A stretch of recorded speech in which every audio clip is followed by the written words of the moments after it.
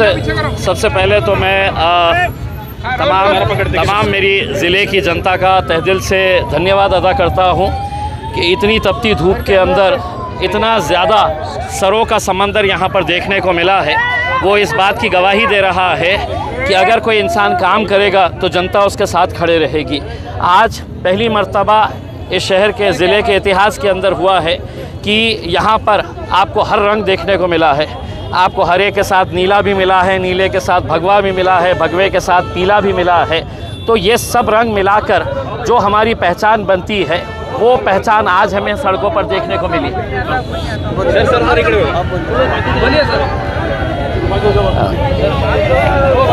एक जाना बाहर, समझ में नहीं आता क्या? चलो बाहर हो जाओ। सर आज हजारों की भीड़ थी, हरा नीला भगवा पीला सब एक हो गए थे। सर ये क्या जादू करे आप? देखिए मैंने जादू नहीं किया, मैंने आपको पहले से ही ये बात कहते हुए आया है इस ज़िले के अंदर करने के लिए बहुत कुछ है, लेकिन बड़े दुर्भाग्य के साथ ये कहना पड़ता है कि जब भी चुनाव आया तो किसी को हिंदू बना दिया जाता, किसी को मुसलमान बना दिया जाता, कोई मराठा हो जाता है, कोई दलित हो जाता है, कोई ओबीसी हो जाता है। हमने ये कहा कि चुनाव जो होते हैं वो शहर के ज़िले के विकास के लिए होते हैं। हम वो विकास लाना चाहते हैं और सभी लोगों को ये विकास चाहिए, अच्छा काम चाहिए, नौकरियां चाहिए। बेरोज़गारी से तंग आ चुके हैं, महंगाई से तंग आ चुके हैं। ये महिला मेरे साथ अगर गई है आज के दिन फॉर्म भरने के लिए तो वो इस बात का प्रतिनिधित्व करती है कि ऐसे गरीब लोगों की आवाज़ कौन उठाएगा, मुझे ये बताइएगा। हाँ, जिन गरीबों का पैसा लूट कर है तो धन्ना सेठा भाग जा रहे हैं, कोई कार्रवाई नहीं हो रही है। ऐसे हज़ारों की संख्या के अंदर ऐसे गरीब लोग हैं जिनकी कोई आवाज़ उठाने के लिए तैयार नहीं है। ये मेरे साथ अगर आई है तो उसे मालूम है कि इसकी आवाज़ मैं उठा रहा हूँ करके, इसके साथ मैं खड़ा हुआ हूँ करके।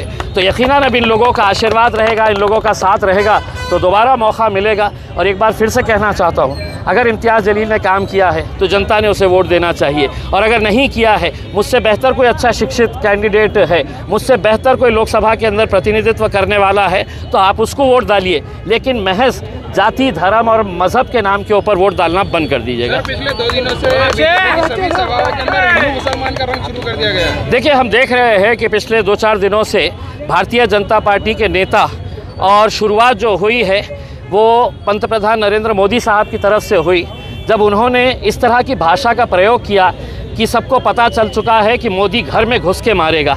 एक पंतप्रधान को इस तरह की भाषा शोभा नहीं करती है। उन्होंने बाद में जो बयान दिए हैं कि कांग्रेस का मैनिफेस्टो क्या है कि पैसा इकट्ठा करो और पैसा इकट्ठा करके ये एक विशेष समुदाय को देना। तो मेरे हिसाब से विकास के मुद्दों के ऊपर बात अगर होगी तो शहर का विकास होगा, ज़िले का विकास होगा। लेकिन वही अगर हथकंडे अपनाते रहेंगे तो आज इस ज़िले के अंदर 8 दिन के बाद पानी मिल रहा है, वही हालत हमारे को अगले 20 साल तक रहेगी। मुद्दों के ऊपर ये निवडणूक होना चाहिए, इलेक्शन होना चाहिए। मेरी सभी कैंडिडेट से विनती है और हम पूरे देश को दिखा दें कि हम यहाँ पर जाति धर्म के मुद्दे नहीं लेकर आएंगे, हम विकास के मुद्दों के ऊपर चर्चा करेंगे। बीजेपी विकास के मुद्दों पर नहीं लड़ रही है। देखिए मैंने आपको बता दिया है, जिनके पास कुछ होता नहीं है तो फिर वो ऐसे फजूल के मुद्दों को सामने लेकर आते हैं। मैंने क्या काम किया है, मैं एक पुस्तक तैयार कर रहा हूँ, वो पुस्तक एक एक घर के अंदर पहुँचाऊँगा कि मैंने क्या काम किया है। अगर लोग वो पढ़ के संतुष्ट हुए तो मेरा साथ देना, अगर नहीं हुए तो वहीं वो पुस्तक फाड़ देना और किसी दूसरे उम्मीदवार को चुनकर लेके आए। पहले 2 काम कौन से करेंगे? देखिए सबसे पहला तो यही है कि जो नारा इस देश के अंदर लगाया जाता है कि हर घर नल, 2022 तक हर बेघर को मिलेगा घर, प्रधानमंत्री आवास योजना के तहत।